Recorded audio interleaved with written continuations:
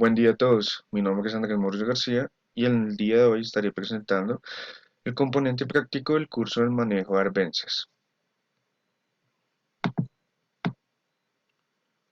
Vemos que soy del grupo número 5 de la Universidad Nacional de Libertad a Distancia UNAT, programa de agronomía, 5 de abril del 2021. Introducción. El presente trabajo se realiza un análisis sobre el proyecto de la Secretaría Nacional de Ciencia y Tecnología de Panamá, donde se expone un manejo integrado de plagas enfocado a un cultivo de tomate Solanum y Spicernum. Este es el tomate chonto. En el texto se hace una identificación y caracterización de 10 plantas arbences que ordenan los sistemas productivos. Luego se analiza y se determinan los periodos de competencia que pueden tener las arbences sobre el cultivo y producción. El trabajo finaliza exponiendo algunas propuestas sobre el control biológico, químico de las arbences, explicando los pros y los contras de cada método sugerido. Los objetivos generales, reconocer y analizar las arbences en el cultivo de tomate, sus métodos y cómo se conforma el manejo integrado de arbences. Objetivos específicos, caracterizar las arbences que ordenan el cultivo y la producción y identificar las arbences positivas y negativas que afectan el cultivo y producción. Primer punto, la identificación y la caracterización de las plantas arbences en el artículo seleccionado.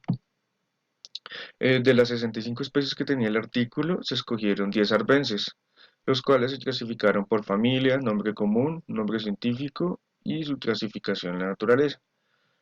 Las arbences se clasifican en monocotiledóneas y dicotiledóneas, conocidas como arbences de hoja fina y arbences de hoja ancha, respectivamente.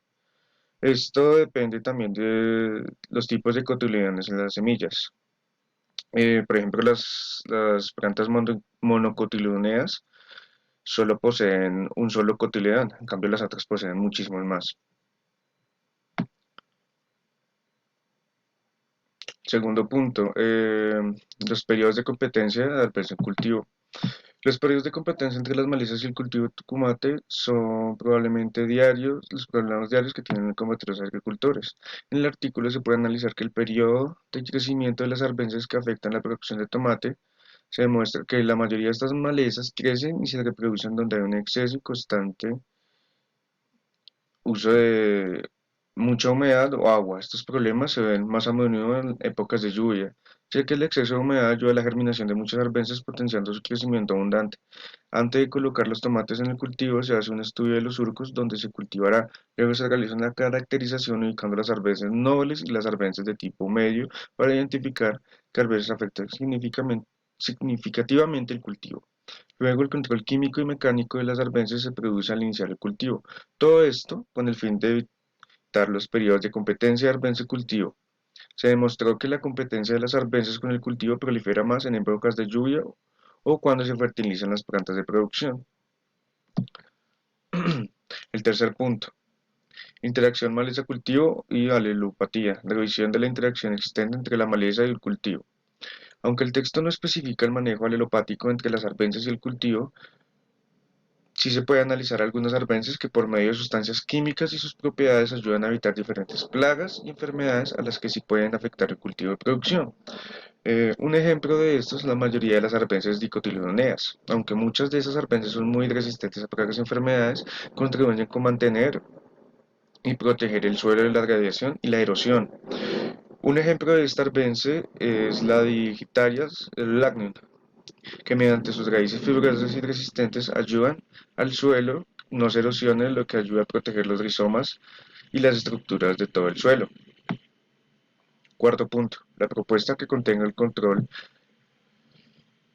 químico y biológico y el manejo integrado de arbences para el cultivo del artículo asignado. Bueno, este texto propone que para acabar con las arbences que afectan el cultivo de producción se utilizaron cuatro métodos. El primero, la utilización de herramientas como la labranza tradicional o mecánica. El segundo método consiste en la aspersión de pesticidas. Este método, aunque es muy eficiente para acabar con una plaga específica, la mayoría de las veces afecta a una gran comunidad de insectos y microorganismos que son beneficiosos para las plantas y sus ciclos metabólicos. El tercer método consiste en la eliminación de arbences de forma manual. Es una de las formas más aconsejables para la eliminación de malas hierbas y aunque se necesita mucha mano de obra, tiempo y un alto conocimiento para saber en cuánto tiempo volverán a salir estas arbences. El cuarto método habla sobre la utilización de herbicidas. Estos se utilizan antes de colocar el cultivo de producción. Esto con el fin de eliminar algunas arbences que tengan plagas, enfermedades y que puedan afectar de forma negativa el cultivo de producción. Aunque este método es convencional, puede afectar el metabolismo y el crecimiento de arbences que ayudan a alejar plagas y enfermedades del sistema del cultivo de producción. Bueno, estas son algunas fotografías que se vieron en el artículo de las principales arbences que rodean el cultivo de tomate. La segunda foto fue el primer trabajo virtual que se realizó. Las conclusiones. En el presente trabajo se puede comprender la importancia de emplear algunas estrategias que conforman el manejo integrado de arbences. En el análisis de la investigación se aprendió a hacer una correcta caracterización y clasificación de 10 arbences, identificando principalmente de qué tipo de arbences son, si son que clasifican en dicotiledóneas o monocotiledóneas. Posteriormente se analiza los periodos de crecimiento de estas arbences en el cultivo identificado.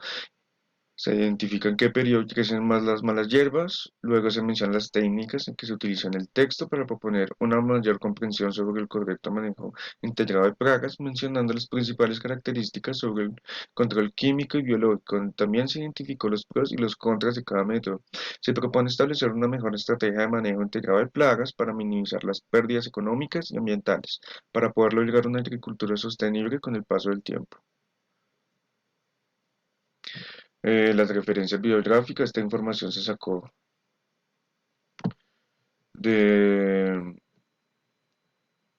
un artículo de Los Santos de la República de Panamá.